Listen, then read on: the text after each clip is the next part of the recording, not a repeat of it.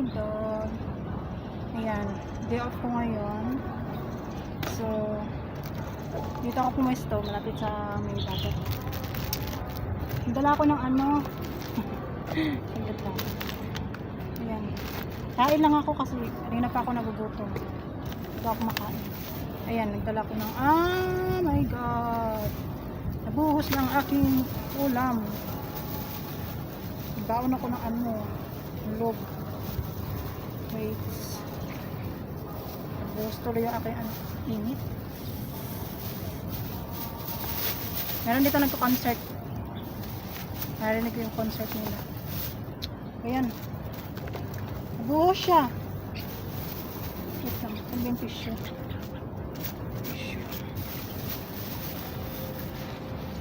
Kain lang ako saglit. Then maya, ikot-ikot ulit. May itlog na tuloy. Yung aking ulam. Itlog and day off. Pwede ka naman kumain sa labas. Kaya lang ano ko tawag dito. Barat. Ayaw bumili pag sa labas. Kain tayo. Sarap.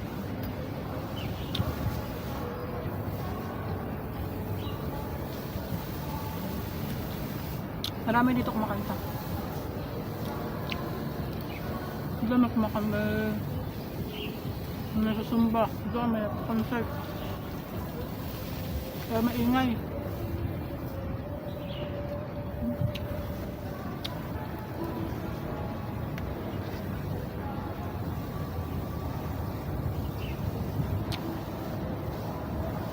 Dati, nasa Saudi pa ako.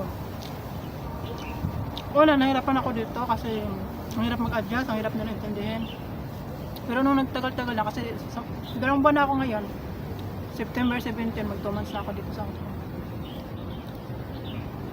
Parang yung 2 months mo, parang 2 taon ka na. So 2 months mo.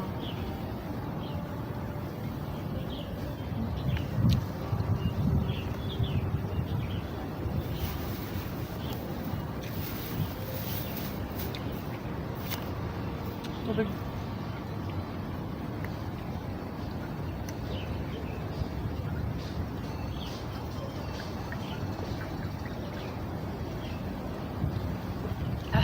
Sarap. Saka meron din ako dito ano. Dinala. Sarap siya. Binigay siya ng amo namin. Sarap. Sabi ko pag uwi ako ng Pinas, bibili ako ng ganito. Kaya lang mahal daw to, sabi ni Judith. Pero gusto ko pa rin ano, para makatikim naman yung mga kapatid ko sa kanyang mga magulang ko. Sarap siya.